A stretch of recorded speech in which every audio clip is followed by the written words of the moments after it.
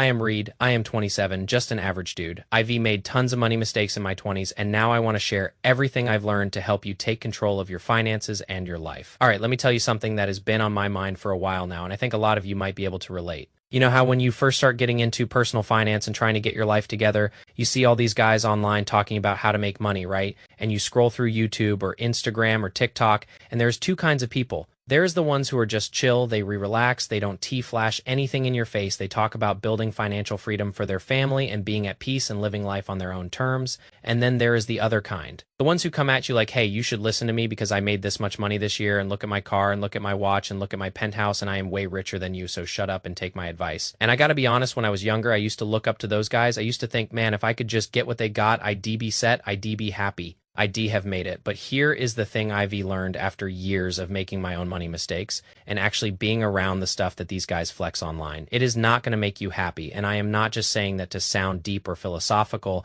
I am saying it because I've seen it firsthand and I've lived it myself. Let me tell you a story. About 6 months ago, I was working remote and I had some free time. I reached out to my buddy who is an automotive detailer, and this guy is legit like the best I've ever seen. He had contracts with dealerships, not just any dealerships. I am talking Porsche dealerships, McLaren dealerships, Ferrari dealerships, like the real high-end stuff. And I hit him up. I was like, dude, I love cars. Sign me up if you need help. I am there. He said, meet me tomorrow. We were going to start cleaning cars, cheap money, but it was something I could do on the side. So I show up to this undisclosed location and there is like 10 McLarens sitting there. I am talking about 720s, S765 LT S Senna, S Speedtails. I was so excited, man. I was filming every single one I cleaned, sitting in them, taking pictures, going crazy. Like, bro, this is insane. My dream car, by the way, is a 911 GT3 RS. I don't care if it is the 991.2 or the 992.1. I just want a GT3 RS. That is the goal. And my buddy also had a contract with Porsche, so we pull up to his little spot near the Porsche dealership, and we re-cleaning 911 GT3 RSS. We re-cleaning Boxster, Spider, RS, S brand new cars, optioned out of their mind, crazy spec cars. First week I was there, I was like, this is amazing. I am cleaning my dream cars. This is the best thing ever. But here's where it gets real. After the 20th McLaren, bro, it is just a car. After 3 weeks of working with him, I stopped pulling out my phone. I stopped getting excited. I was like, okay, it is just a McLaren again. Whatever. Oh, it is just a McLaren Senna. Like we detailed Jeffree Star S McLaren Senna, the one with the Tiffany blue interior and Tiffany blue brakes on the black exterior. I cleaned that car. We did a 765 LT with full exposed blue carbon fiber. We did Speedtails, crazy cars. And after about 3 weeks of being surrounded by those cars every single day, you realize something. It is just another car. You lose that emotional value. You start looking at a 300K car the same way you look at a Toyota Camry. And what really got me was this one day we were cleaning this 2020 McLaren 720s that the dealership used to move parts back and forth between locations. It had 8,000 miles on it. And bro, the leather was falling apart, the Alcantara was trashed, the paint was scratched up, the thing looked like it had been through a war, and I sat there thinking this car is worth more than my house, and it is falling apart after 8,000 miles. You take a Toyota Camry with 8,000 miles, that thing is brand new, you could eat off the seats. But this McLaren, a supercar, a dream car for so many people, was already falling apart. And that moment really changed something in my head. And look, Don T, get me wrong, I still love cars. I still want to work hard enough to afford my 911 GT3 RS one day. But I am being real with you guys. I know myself. I am going to buy that 911. I am going to get my dream car. I am going to drive it like crazy for probably a week. And then after that week, it is going to sit in my garage and I am going to look at it and think, man, this doesn't make me as happy as I thought it would because I've done this before. I had a BMW 340i that I built up big turbo air suspension, fully built car. Once it was done, I was like, okay, what is next? Then I sold it and got a Tesla Model 3 Performance because I wanted something super fast off the line. Did like 20 launch controls into it, and then I was like, okay, what is next? You start to realize that when you put material value over everything else, you are always chasing the next thing. You are always chasing the next car, the next watch, the next dopamine hit. It never ends. And I see this everywhere. Now, I see guys my age who want to be millionaires, and I ask them why, and 9 times out of 10, they say, so I can buy this car, or I want this watch, or I want this iced out AP, or I want people to know who I am. And I am not trying to be that friend who kills the vibe. I encourage my friends to go after what they want, but deep down, I know that if they get that stuff, it is not going to make them happy. It is going to give them a high for like 24 hours, and then they're going to be looking for the next thing. And that is a dangerous cycle because you never feel satisfied. You never feel like you have enough. You just keep chasing and chasing and chasing until you realize you are exhausted, and you are still not happy. I think about all those millionaires and Hollywood people and superstar athletes we see on the news who are depressed and on drugs and can hold their lives together.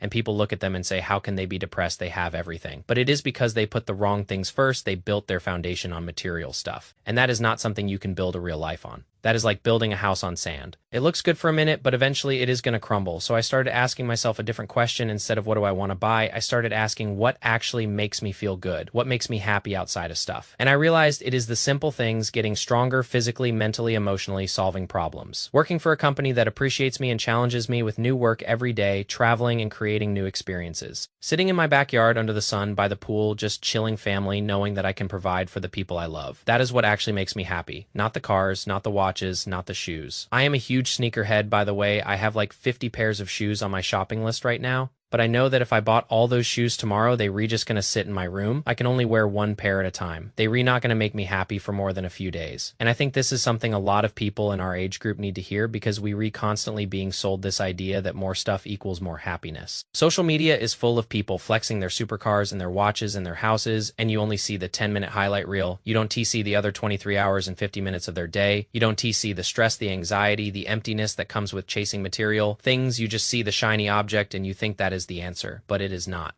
I remember when I was 20 years old, if you asked me what would make me happy, I would have said the most expensive car and the most expensive house. That is it. I had zero care for my emotional health, my mental health, my physical health. It was all about how much stuff can I stack. Now, 5 years later, I give you a completely different answer. Sure, I still want nice things. I want a nice house one day. I want a Porsche one day. I want a nice watch. But that is not why I am on this financial journey. That is not what motivates me. What motivates me is freedom. The freedom to live life on my own terms, the freedom to not stress about money, the freedom to support the people I love, the freedom to help others. And I gotta be honest about something. I used to be that guy who said if I had money, I would never donate it. I literally told my girlfriend that when I was younger, I swear to God, I said that. And now I have a completely different outlook. I wish I was rich enough to help so many people, because I know that even $1,000 in someone's pocket could change their whole world. And I wish I could be the person to supply that. Obviously, make sure it is going to the right place, but you get what I am saying. That shift in mindset didn't come from getting more stuff. It came from growing up and realizing that money is a tool, not a destination. Here is the truth that nobody wants to tell you. Money can buy experiences, and experiences can make you happy. Money can reduce stress, and stress reduction can make you happy. Money can give you options, and options can make you happy. But money itself, the actual dollars in your bank account, the cars in your garage, the watches on your wrist, those things are not happiness. They re-tools, they re-toys, they re-nice to have, but they re-not the point. And I think the people who figure this out early are the ones who end up actually happy. The ones who build their financial lives around freedom and peace and purpose instead of around impressing other people. Those are the people I look up to now. The guys on YouTube who are living modestly with their families, who are at peace, who have built financial freedom for themselves, and just look content, you can tell they not stressed, you can tell they reliving life day to day, enjoying their time. That is what I want. Not the stress of a 10K mortgage and a 500K car I can barely afford and a 60K watch. I am going to get tired of in a week. I am 27 now, and I've made less money in the past 3 years than I did before, but I am happier than I've ever been. And that is because I stopped chasing the wrong things. I started focusing on what actually matters, setting goals for myself that I can actually accomplish and that make me feel good, pushing myself to be 1% better every day even when nobody's watching. When 2025 started, I wrote down a bunch of goals and taped them to my door so every time I walk out I see them, and those goals aren't about buying stuff. They about becoming a better version of myself.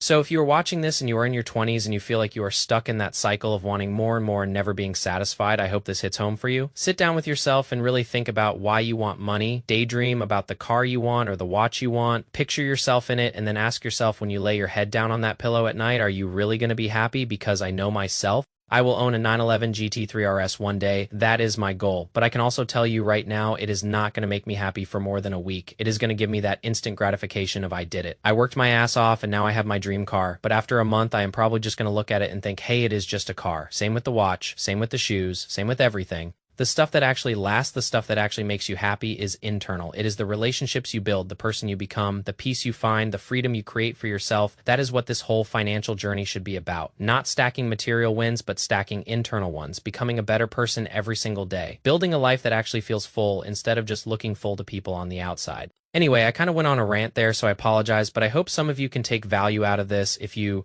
thought about this stuff before, or if you are going through the same realization, let me know in the comments. I do love to hear your thoughts. Peace.